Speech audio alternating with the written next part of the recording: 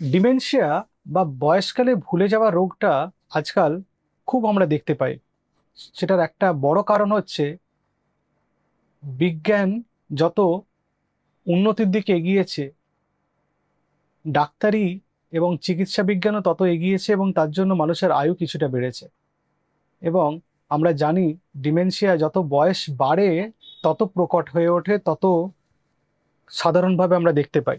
Dementia একটা শরীরের বাহ্যিক পরিবর্তন, যেটা আমাদের মস্তিষ্ক থেকে হয় এবং এটা আমাদের মুড, আমাদের বিহেভিয়ার, আমাদের রিজনিং, আমাদের কথাবার্তা এগুলো সবকটাকে অ্যাফেক্ট করতে পারে। ফলে ডিমেনশিয়াটাকে খুব ইগনোর করে বা খুব সাধারণভাবে দেখলে হবে না। এবং আমরা অনেক সময় ডিমেনশিয়াকে একটা রোগ হিসাবে চিহ্নিত করি। ডিমেনশিয়া কিন্তু রোগ নয়, ডিমেনশিয়াটা একটা পরিবর্তন, আমাদের মস্তিষ্কের পরিবর্তন, আমাদের শরীরের পরিবর্তন। রোগটা অন্য কোথাও আছে হয়তো, সেটা অ্যালঝেইমার্স হতে পারে, সেটা ভ্যাসকুলার ডিমেনশিয়া হতে পারে, সেটা পার্কিনসন ইনডিউস ডিমেনশিয়া হতে পারে, অনেকগুলো কারণ হতে পারে। কিন্তু ডিমেনশিয়া এমন একটা পরিবর্তন আমাদের শরীরের, যেখানে আমরা নিজেদের খুব সাধারণ খেয়াল রাখতেও ভুল করি, বা আমরা খাবার খেয়েছি কিনা মনে করতে পারছি না, আমরা কোনো পার্টিকুলার কথা মনে করতে পারছি না, কোথায় একটা জিনিস রেখেছিলাম সেটা মনে করতে পারছি না। এবং দেখা গেছে যাদের 65 বছরের উপরে বয়স, তাদের 5 থেকে 8% মানুষের এই ডিমেনশিয়া আছে, এবং যাদের বয়স 85 বছরের উপরে তাদের 50% ডিমেনশিয়া আছে। সুতরাং এটাকে খুব ছোটভাবে দেখলে হবে না, কারণ আজকাল অনেক বয়স্ক লোকজন সংখ্যায় বেড়েছে আমাদের সমাজে, আমাদের চারপাশে, আমাদের বাড়িতে। সেজন্য এই ডিমেনশিয়া সম্বন্ধে আমাদের খুঁটিনাটি জিনিস জেনে ফেলতে হবে। ডিমেনশিয়া বা ভুলে যাওয়া রোগ, এটা একটা ডেসক্রিপশন বলে আমাদের মেন্টাল স্টেটের, যে যার মাধ্যমে আমরা বোঝাই যে কোথাও একটা গোলমাল হয়েছে যার জন্য আমরা ভুলে যাচ্ছি এবং ভুলে যাওয়ার রোগ হয়েছে। কিন্তু নর্মালি আমরা যে ভুলে গেলাম, কোন একটা কেউ কিছু কথা বললো ভুলে গেলাম, সেটা কিন্তু ডিমেনশিয়া না। বা একটা ফোন নাম্বার আমি ভুলে গেলাম, এটা কিন্তু ডিমেনশিয়া না। এটা তো অনেক জিনিস নর্মালি আমরা ভুলি, কিন্তু আমাদের মস্তিষ্কের কিছু চেঞ্জ হয়ে আমরা কিছু ভুলেছি কিনা সেটা ইম্পর্টেন্ট। অনেক সময় সিটি স্ক্যান করতে গেলে বয়স্ক মানুষদের দেখা যায় এজ রিলেটেড সেরিব্রাল অ্যাট্রফি, দেখে আমরা খুব ভয় পেয়ে যাই, কি হলো, ব্রেনটা তখন ছোট হয়ে গেছে, শ্রিঙ্ক করে গেছে, গ্রে ম্যাটার কমে গেছে, তার জন্য ডিমেনশিয়া হয়েছে। ডিমেনশিয়া আমাদের মেমোরি, আমাদের বিহেভিয়ার, আমাদের রিজনিং, আমাদের ল্যাঙ্গুয়েজ, আমাদের মুড, এই এতগুলোকে অ্যাফেক্ট করে। আমরা কথা বলতে ভুলে যেতে পারি, আমাদের মুড ফ্লাকচুয়েট করতে পারে, আমরা সকালবেলা উঠে ঘুম থেকে উঠে পটি করেছে কিনা সেটা পর্যন্ত ভুলে যাই। আমাদের যার ডিমেনশিয়া আছে তিনি ভুলে যান যে তিনি ঠিক 10 মিনিট আগে দুপুরের খাবারটা খেয়েছেন কিনা। ফলে খুব মুশকিল, তাতে অনেক চারপাশের লোকের যেমন ভীষণ অসুবিধা হয়, তিনিও একটা অস্বস্তিকর, একটা অদ্ভুত পরিস্থিতির মধ্যে দিয়ে জীবনযাপন করতে থাকেন। একটা চূড়ান্ত অনিশ্চয়তা তার মধ্যে। যার ডিমেনশিয়া হয়েছে বা ভুলে যাওয়ার রোগ হয়েছে, তিনি বুঝতে পারেন না কি করা উচিত, কি করলে এটা থেকে বেরিয়ে আসা যাবে, এবং পরক্ষণেই তিনি ভুলে যাচ্ছেন তার ডিমেনশিয়া আছে বা ভুলে যাওয়া রোগটা তার মধ্যে তৈরি হয়েছে। ডিমেনশিয়ার কারণ হিসাবে বলতে গেলে প্রথমে অ্যালঝেইমার্স ডিজিজের কথা বলতে হয়, কারণ এটাই মেজরিটি। তার মধ্যে Liu body dementia, vascular dementia, Parkinson induce dementia, এবং আরো কিছু ওষুধ বিষুধের কারণে ডিমেনশিয়া বা থাইরয়েডের প্রবলেমে ডিমেনশিয়া হয়েছে, এরকমও দেখা গেছে। ডিমেনশিয়ার কোনো একটা পার্টিকুলার কারণেই ডিমেনশিয়া হচ্ছে তা নয়, তবে মেজরিটি দেখা গেছে অ্যালঝেইমার্স ডিজিজে ডিমেনশিয়া হয়েছে। তার মানে অ্যালঝেইমার্স ডিজিজ এটা হচ্ছে কারণ, ডিমেনশিয়াটা হচ্ছে ফল। ডিমেনশিয়াটা কোনো রোগের নাম নয়। যেমন ম্যালেরিয়া এবং জ্বর, ম্যালেরিয়াটা হচ্ছে রোগ, জ্বরটা হচ্ছে তার সিমটম বা উপসর্গ। সেরকম অ্যালঝেইমার্সের সঙ্গে ডিমেনশিয়ার সম্পর্ক অনেকটা এরকম। দেখা গেছে যাদের বয়স বাড়ছে তাদের মধ্যে রোগটার সম্ভাবনা বাড়ছে, mostly more than 65 years of age. যাদের চামড়ার রং কালো তাদের মধ্যে এটা বেশি দেখা যায়, যাদের সাদা চামড়া তাদের মধ্যে তুলনামূলকভাবে একটু কম। 65 বছরের উপরে 5 থেকে 8% লোকের, এবং 85 বছরের উপরে 50% বা 50% বেশি লোকের ডিমেনশিয়া রোগে আক্রান্ত, এবং সেটা একটা হিউজ নাম্বার, একটা huge burden in the society. Burden এই কারণেই আমরা বলছি কারণ তাদের জন্য স্পেসিফিক সাপোর্ট লাগে। অনেক সময় তারা নিজেদের কাজ ডিমেনশিয়ার জন্য ঠিক করে করতে পারেন না, সেই জন্য একটা বার্ডেন, সাপোর্ট দিতে হয় তাদের। বার্ডেন মানে সমাজ থেকে বিচ্যুত করা নয়, তারা আমাদের বাবা মা, তারা আমাদের আত্মীয় স্বজন, তারা আমাদের নিজের লোক, তাদের নিজেদের কাছে রাখতে হবে উইথ অল সাপোর্টস, যাতে তারা ভালো থাকতে পারেন, যাতে তাদের আশীর্বাদ সারাক্ষণ আমাদের সঙ্গে থাকে। মেমারি লস বা ভুলে যাওয়ার যে এই ব্যাপারটা, নর্মাল মেমারি লস, সেটা কিন্তু খুব ডিসেবলিং না। অনেকে ভুলে যায়। আমি তো ছোটবেলায় কিছু পড়লেই ভুলে যেতাম, সেটা আমার ডিমেনশিয়া নয়। ওটা তো বারবার ভালো করে কোনো জিনিস পড়িনি, সেই জন্য ভুলে যেতাম। বা কোথাও একটা চাবি রেখেছি, 3 মাস পরে আর খুঁজে পাচ্ছি না চাবিটা কোথায় রেখেছি, অনেক খুঁজে টুজে তারপর পাওয়া গেল। এটা ডিমেনশিয়া না, এটা নর্মাল। ডিমেনশিয়া হলে তার ফাংশনাল ডিসেবিলিটি হবে, মানে প্রত্যেক দিনের কাজকর্ম করতে অসুবিধা হবে। সুতরাং দুটোর মধ্যে একটা তফাৎ আছে। ডিমেনশিয়ার যদি টাইপ বলেন, তাহলে প্রাইমারি ডিমেনশিয়া, সেকেন্ডারি ডিমেনশিয়া আর রিভার্সিবল ডিমেনশিয়া, এই 3টে টাইপ। প্রাইমারি ডিমেনশিয়া মানে অ্যালঝেইমার্স ডিজিজ, যেটা একটা উদাহরণ দিলাম।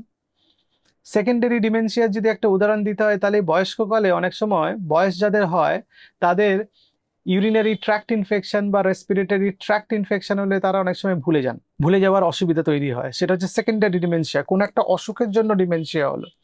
আর রিভার্সিবল ডিমেনশিয়া, যেমন থাইরয়েড প্রবলেম, থাইরয়েড কন্ট্রোল হলে অনেক সময় সেই ডিমেনশিয়াটা ঠিক হয়ে যায়। বা কোনো ওষুধ থেকে ডিমেনশিয়া হচ্ছে, সেই ওষুধটা চেঞ্জ করলে আবার ডিমেনশিয়া ঠিক হয়ে যায়, রিভার্সিবল।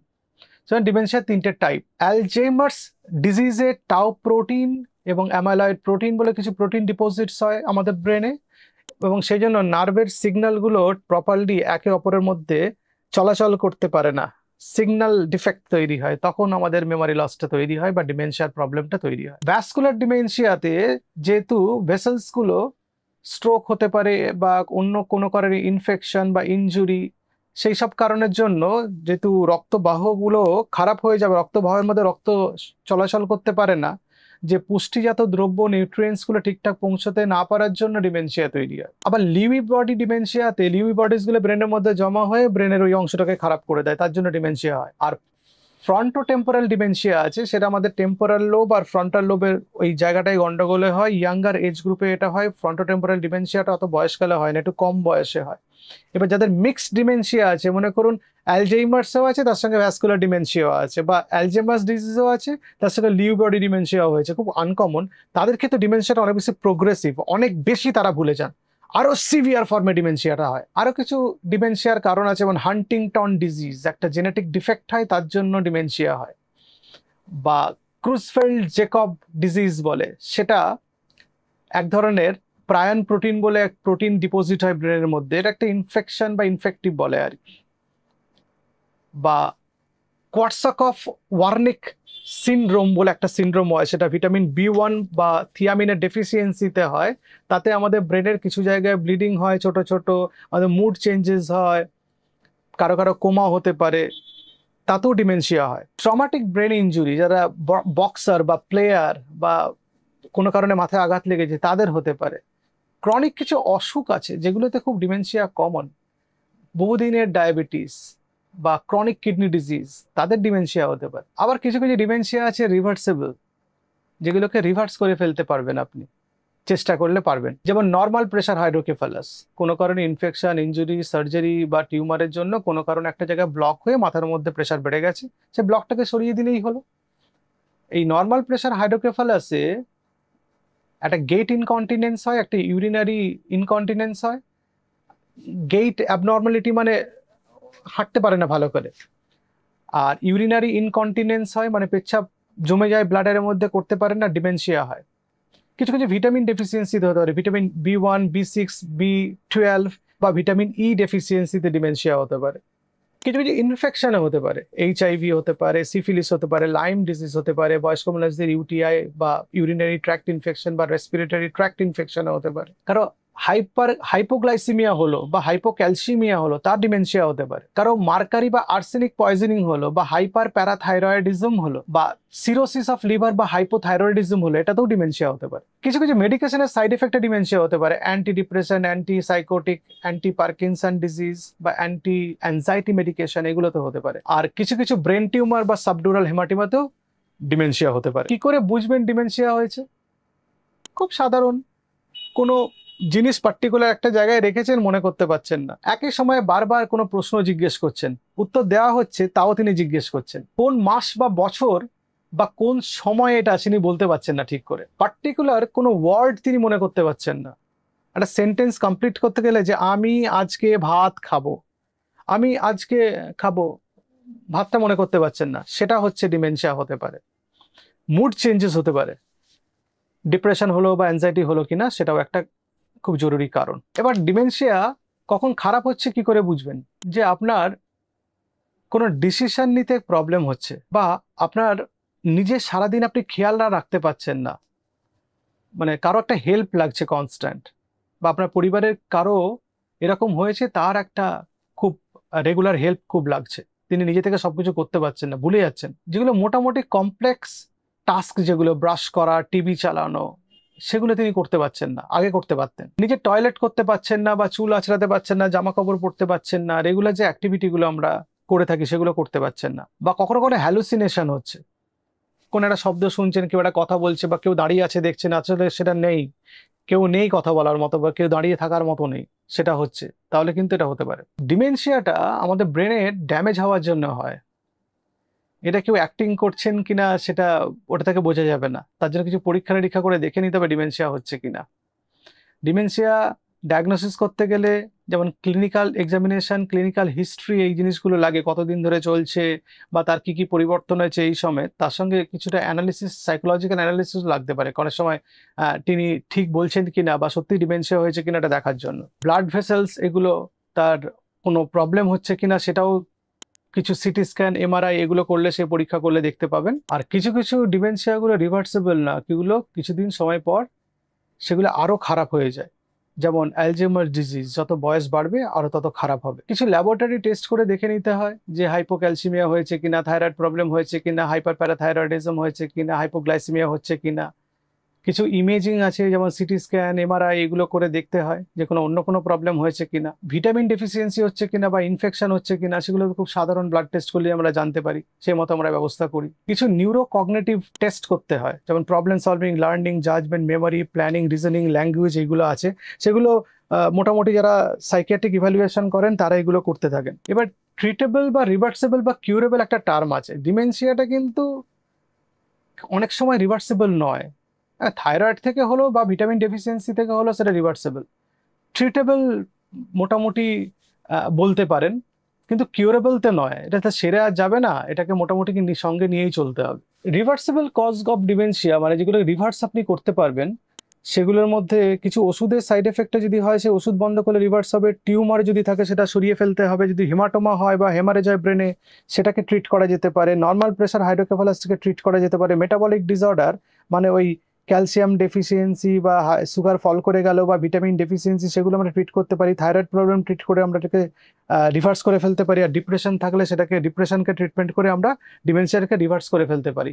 আর যে যে কারণগুলোকে আপনি রিভার্স করতে পারবেন না, যেমন Alzheimer's disease, Creutzfeldt Jakob syndrome, AIDS dementia complex, vascular dementia, এগুলোকে তো আপনি রিভার্স করতে পারবেন না, এগুলোকে চিকিৎসা চালিয়েই যেতে হবে। এর চিকিৎসা বলতে কোলিনেস্টারেজ ইনহিবিটর যেমন রিভাস্টিগমিন, গ্যালান্টামাইন, এনএমডিএ রিসেপ্টর অ্যান্টাগনিস্ট মানে মেমান্টিন, আর অ্যান্টি অ্যামাইলয়েড অ্যান্টিবডি মানে অ্যাডুক্যানুম্যাব, এইগুলো আমরা ইউজ করতে পারি। ডিমেনশিয়া চাইলে আপনি প্রিভেন্ট করতে পারবেন আপনার লাইফস্টাইল মডিফিকেশনের মাধ্যমে, স্মোকিং, অ্যালকোহল বন্ধ করে, রেগুলার এক্সারসাইজ করে, ভালো ডায়েট খেয়ে, মেডিটেরিয়ান ডায়েট বলে, যদি আপনি ফলো করেন হেলদি লাইফস্টাইল যেখানে চিনি কম, অলিভ অয়েলের পরিমাণ বেশি, তারা প্রচুর পরিমাণে ভাজাভুজি খায় না, শাকসবজি, উদ্ভিজ পদার্থ বেশি পরিমাণে খায়, উদ্ভিজ খাদ্য যেগুলো, মাংস খেলে লিন মিট খেতে হবে যেগুলোর মধ্যে চর্বি কম, এগুলো আপনারা ফলো করতে পারেন। আর ডিমেনশিয়ার যদি রিস্ক ফ্যাক্টর হয় তাহলে একটা বয়স রিস্ক ফ্যাক্টর, ফ্যামিলি হিস্ট্রিতে যদি ডিমেনশিয়া থাকে তাহলে সেটা হতে পারে, ডাউন সিনড্রোম যদি কারো থাকে তার ডিমেনশিয়া তাড়াতাড়ি হবে, যদি তার হেলথ কন্ডিশন খুব খারাপ থাকে, কিডনির অসুখ হয়েছে বা লিভারের অসুখ হয়েছে, যেটা ক্রনিক অসুখ হয়েছে, তাহলে তার ডিমেনশিয়া হওয়ার সম্ভাবনা থাকে। কারণ যদি ব্রেনে ইনজুরি হয় তাহলে তার ডিমেনশিয়া হওয়ার সম্ভাবনা বেশি। আর কেউ যদি ব্ল্যাক হয়, আফ্রিকান অনেকে বা আরো যারা ব্ল্যাক আছেন, কালো চামড়ার মানুষ, তাদের ডিমেনশিয়া বেশি। তো মোটামুটি ডিমেনশিয়া নিয়ে আপনাদের সঙ্গে আলোচনা করলাম, আপনার যদি প্রশ্ন থাকে আপনারা জানাবেন। আর ডিমেনশিয়া যদি কারো হয়েছে, যদি আপনি সন্দেহ করেন, তাহলে কিন্তু ডাক্তারবাবুর কাছে নিয়ে যান, ডাক্তারবাবুর ওপিনিয়ন জানতে চান। যার ডিমেনশিয়া হয়েছে তাকে বকাঝকা না করে তার প্রপার চিকিৎসার ব্যবস্থা করুন, তাহলে তিনি তাড়াতাড়ি সুস্থ হওয়ার দিকে এগোবেন। আসলে ডিমেনশিয়াতে পুরোপুরি সুস্থ হয় না, লোকে অনেকটা ভালো থাকে, সেই ব্যাপারটা অনেকটা আপনাদের কন্ট্রোলের মধ্যে চলে আসবে। নমস্কার।